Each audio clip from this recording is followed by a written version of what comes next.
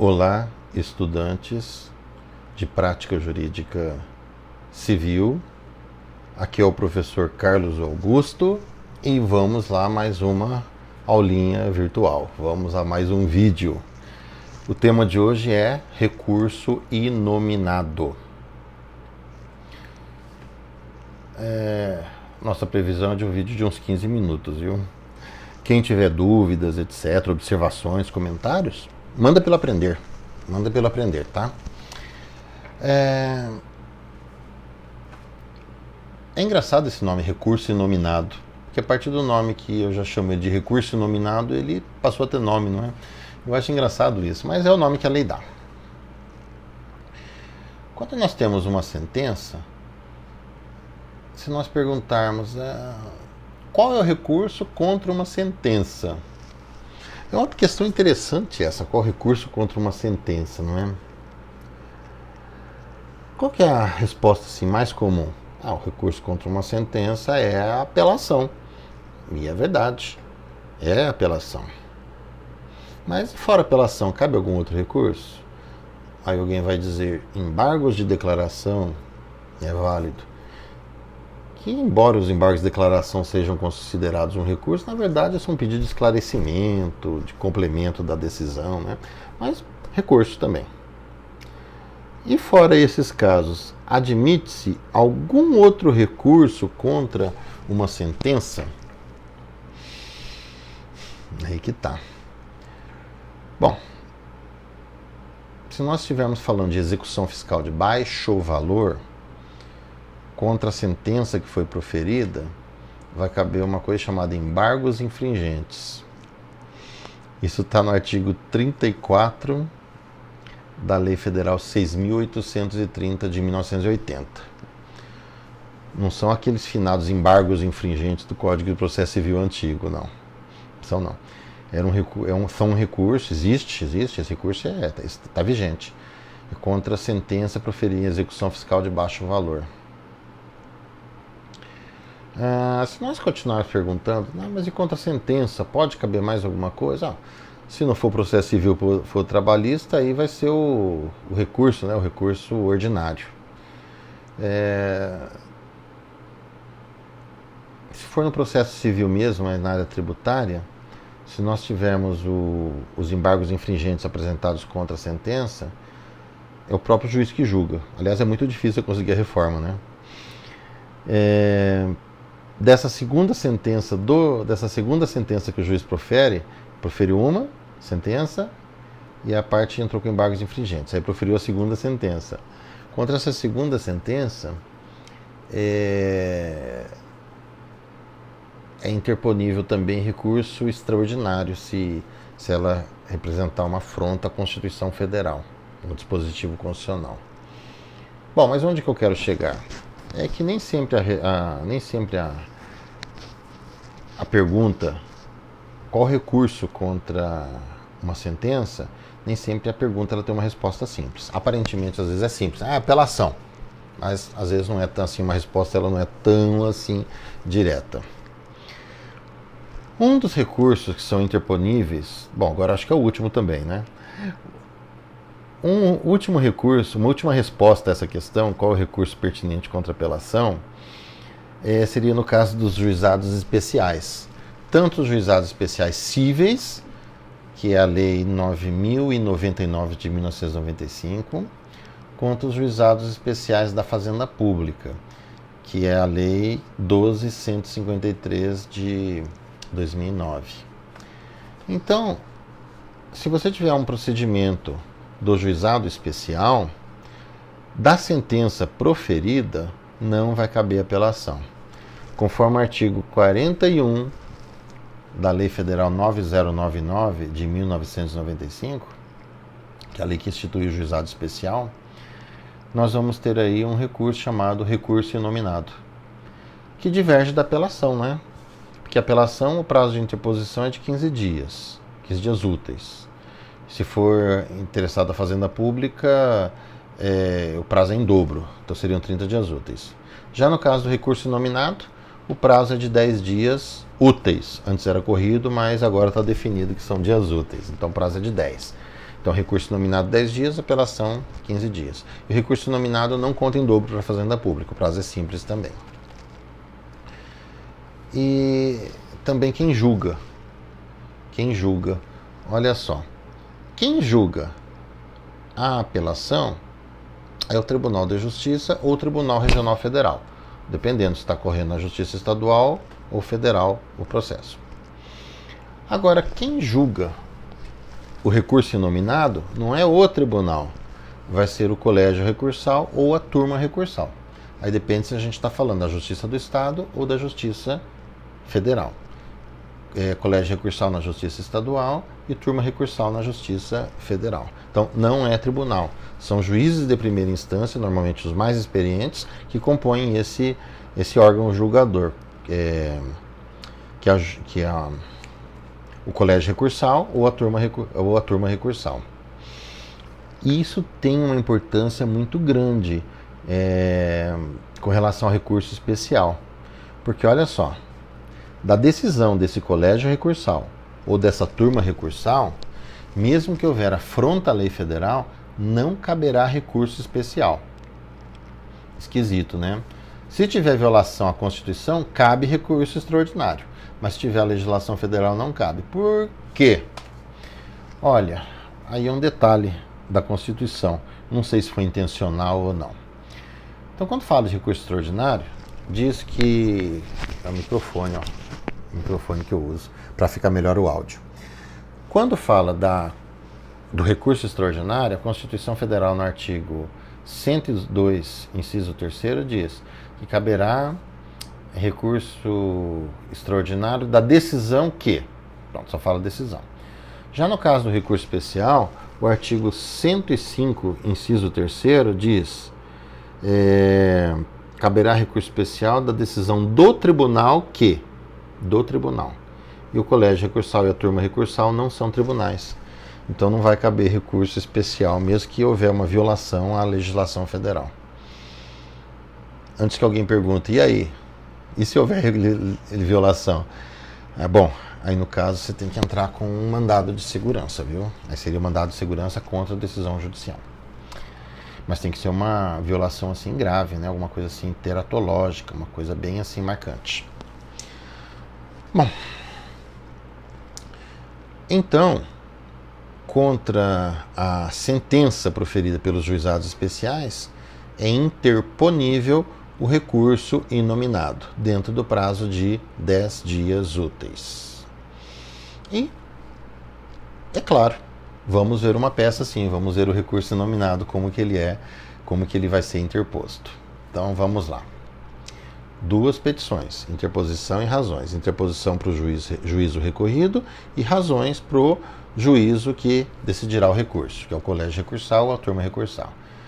Então vamos lá, é uma peça bem simplesinha, o recurso nominado. Vamos estudá-la. Primeira petição de interposição. Excelentíssimo senhor doutor, juiz de direito da tal vara da comarca de tal lugar. Endereçamento padrão. Se o processo fosse da Justiça Federal, o endereçamento seria: Excelentíssimo senhor doutor, juiz federal da tal vara da subseção judiciária de tal lugar. Seria esse. Alguém pode perguntar: professor, pode colocar juiz de direito da vara do juizado especial? Pode, se tiver essa vara que for só do juizado especial. Porque às vezes você tem uma vara que cuida de procedimentos tanto do juizado especial quanto procedimentos procedimentos comuns. Pode ter isso, porque o que é especial é o procedimento. Agora, você pode ter uma vara especializada só para pequenas causas? Pode sim. Tanto faz se for na justiça estadual ou federal. Então, isso não importa. Então vamos lá, endereçamento. Vamos pular umas 5 linhas e vamos colocar o número do processo. Processo número tal.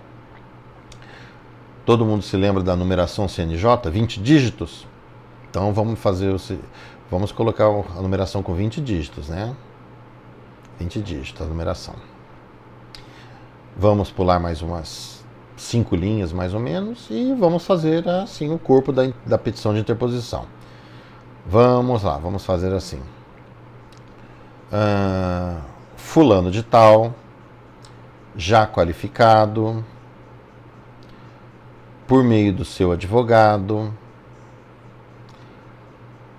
nos autos da ação de tal tipo, ajuizada contra a fazenda pública tal, com fundamento no artigo 41 da Lei Federal 9099 de 1995, vem interpor, essa palavrinha, interpor, viu? Vem interpor recurso inominado, conforme as razões em anexo, solicitando o encaminhamento ao Colégio Recursal, ou, se for na Justiça Federal, encaminhamento à turma recursal para a aguardada reforma. Ponto. Local, data, advogado, OAB. No corpo dessa peça, quem quiser colocar também que é o fulano de tal, por meio do seu advogado, inconformado com a sentença que foi proferida às folhas tais, tudo bem, não tem problema não, viu? Pode colocar. Fica bem até, fica bem. Bom, agora, na outra folha, quando eu falo outra folha, vamos entender que hoje o processo é virtual, né? Nós vamos ter as razões recursais. Então, vamos fazer assim. Bem lá em cima na folha, vamos começar. Colocar assim, razões de recurso inominado. Aí a gente pula umas linhas, 2, 3, 4, 5, como você achar que fica mais bonito, né? Aí coloca, processo número tal, na linha de baixo. Tal vara, na linha de baixo. Comarca de tal lugar, ou subseção judiciária de tal lugar. Você está identificando o processo, né? Ação judicial de tal tipo. E depois embaixo, recorrente, é o fulano de tal. Embaixo, recorrida, fazenda pública tal. Então aí nós temos a identificação da peça. Precisa colocar tudo isso? Não. Mas o básico é que você coloque pelo menos o número do processo. Aí nós vamos pular mais algumas linhas e vamos fazer o vocativo. E o vocativo que eu gosto, que funciona bem, funciona em todos os tribunais, funciona no Tribunal de Contas, funciona em recurso administrativo, o vocativo é esse. Eméritos julgadores. Qual vocativo que você não vai colocar nessa peça? Egrégio Tribunal Colhendo a Câmara. Não está indo para o tribunal e não tem Câmara ali, não tem. Então você não vai colocar. Então você coloca eméritos julgadores. Ah, pode colocar um outro? Pode, mas o Egrégio Tribunal Colhendo a Câmara não, tá? Então cuidado. Eméritos julgadores funcionam em qualquer tribunal, por isso que eu gosto de indicar em sala de aula isso. Aí vamos fazer o corpo das razões. Primeira parte. Da decisão recorrida. Aqui você vai fazer o quê? Você vai articuladamente, você vai comentar você fazer um resumo da sentença e quais foram os pontos que foram contrários ao seu interesse, ao interesse do seu cliente. É isso que você vai fazer aqui. Então você vai fazer uma descrição da sentença. Você vai dizer algo assim: a sentença contida as folhas tais julgou a ação de tal jeito, por tal motivo. Aí você vai colocar inclusive os fundamentos da sentença. Por que é importante fazer isso? Porque num recurso você tem que contra-argumentar todos os fundamentos da decisão recorrida. Se você fizer um recurso fantástico, maravilhoso, brilhante, de uma decisão que tinha, uma sentença que tinha 6 fundamentos, mas um passou desapercebido, o juiz falava só em uma linhazinha, 2, assim, rápido, e você falou de forma brilhante sobre 5 fundamentos da sentença e mostrou que esses fundamentos estavam equivocados. Mas esqueceu de falar de um fundamento. Sabe o que vai acontecer? O seu recurso ele não vai ser conhecido. Não vai ser conhecido porque existe jurisprudência do STJ dizendo que o recurso tem que apreciar todos os fundamentos da decisão recorrida, senão ele não vai ser conhecido. Já imaginou que tristeza? Então por isso que é importante, por mais trabalho que dê, pegar a decisão, a sentença aqui no caso, e anotar quais são os seus fundamentos, todos eles, para depois vir a rebater. Segunda parte da peça, do direito, ou dos motivos de reforma. Aqui sim você vai desenvolver a tese jurídica e vai mostrar, item por item, por que cada fundamento da sentença está incorreto e que é justo que ele seja reformado. Então, se a sentença falou 5 coisas, você vai rebater as 5 coisas. E pronto, é isso que você vai fazer. E, finalmente, a terceira parte da peça, que é o pedido. Nosso pedido é tão simplesinho. Aliás, em todo recurso o pedido é bem simples, né? Então, vamos colocar assim. Diante do exposto, pede-se que o presente recurso seja conhecido e provido, reformando-se a sentença. No caso, né, para que a ação seja julgada inteiramente procedente. Pronto, não falou muito, não precisa falar muito mais do que isso, certo? Exceto algum caso específico, assim que eu não me lembro, isso já está bom de se falar no pedido de um recurso qualquer. E no finalzinho, a parte autenticativa. Local, data, advogado, OAB. Então nós temos aí um modelinho de recurso inominado. Se for OAB, quando que pode cair essa peça? Pode cair no civil, pode cair no empresarial, pode cair no constitucional, pode cair no administrativo. Acho que dá para cair em quase todos. Só no trabalhista e no penal que não vai cair. Muito bem, gente. Então, obrigadão pela atenção, um bom estudo. Se tiver alguma dúvida, algum comentário, favor mandar para o professor Carlos Augusto pelo Aprender. Bom estudo para todos.